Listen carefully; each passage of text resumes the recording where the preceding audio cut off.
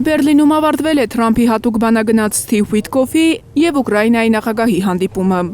Խաղաղության բանակցությունների երկրորդ օրն ավելի կարճ է տևել, 2 ժամ են բանակցել։ 5 ժամել 3 են ամերիկացի բանագնացները Զելենսկիին ներկայացրել խաղաղության իրենց բանաձևը, որից հետո Ուիթկոֆը հայտարարել էր, որ զգալի առաջընթաց կա։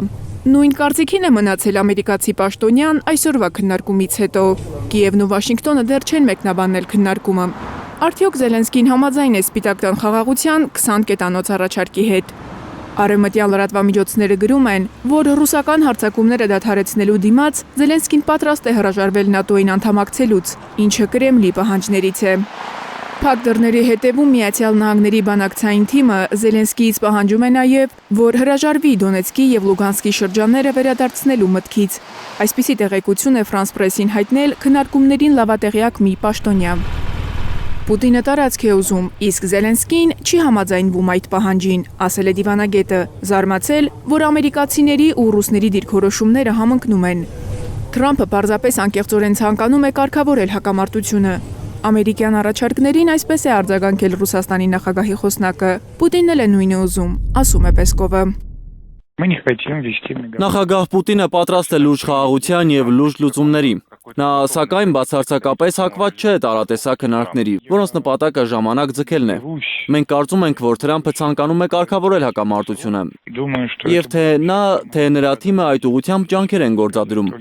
Մենք այդ ջանքերը բարձր ենք գնահատում։ Ռուս-ուկրաինական բանակցություններին հետևող փորձագետները կարծում են, որ փակ դռների հետևում իր ժողովրդին հողեր չհանձնելու խոստում տված Զելենսկին հույս ունի համոզել Վաշինգտոնին, որ Ուկրաինայում հրադադար հաստատվի առանց Ռուսաստանին տարածքներ զիջելու։ Գերմանիայի մայրաքաղաքում երեկվանից անվտանգությունն ուժեղացված է։ Տեսախցիկները ֆիքսել են, թե ինչպես են Բերլինի տանիքներին տեղակայված դիպուկահարները սելֆիներ անում։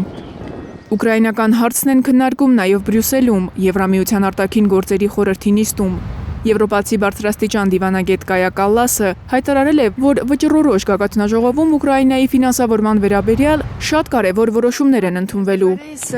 Մինչ Կալլասը հայտարարում է, որ անվտանգության երաշխիքները ոչ թե թղթի վրա, այլ զորքի տեսքով Ուկրաինայում տեղակայված պետք է լինեն, Լեհաստանի պետքարտուղարը փակագծեր է բացում։ Ուկրաինան պետք է պատրաստ լինի տարածքային դժվար որոշումների։ Արդյոք Ուկրաինան ստիպված կլինի որոշակի զիջում անել։ Մենք միանշանակ աջակցում ենք Ուկրաինային, քանի որ Ուկրաինան հնարավոր է պետք է պատրաստ լինի տարածքի վերաբերյալ դժվար որոշումների։ Եվրոպայի համար վճռորոշ պահին իրավիճակը շարունակում է թեժ մնալ ճակատում։ Ռուսական բանակը վերահսկողության տակ է վերցրել Դնեպրոպետրովսկի մարզի Պեսչանոյե բնակավայրը։ Մարիամ Ամերջանյան, Հարություն Մաթևոսյան, Հայլուրի համար։ Հայաստանում և աշխարհում տեղի ունեցող իրադարձությունների մասին առաջինը իմանալու համար բաժանորդագրվեք մեր ալիքին։ Սեղմեք զանգակը, որ բաց չթողնեք ամենահրատապը, ամենակարևորն ու հետաքրքիրը։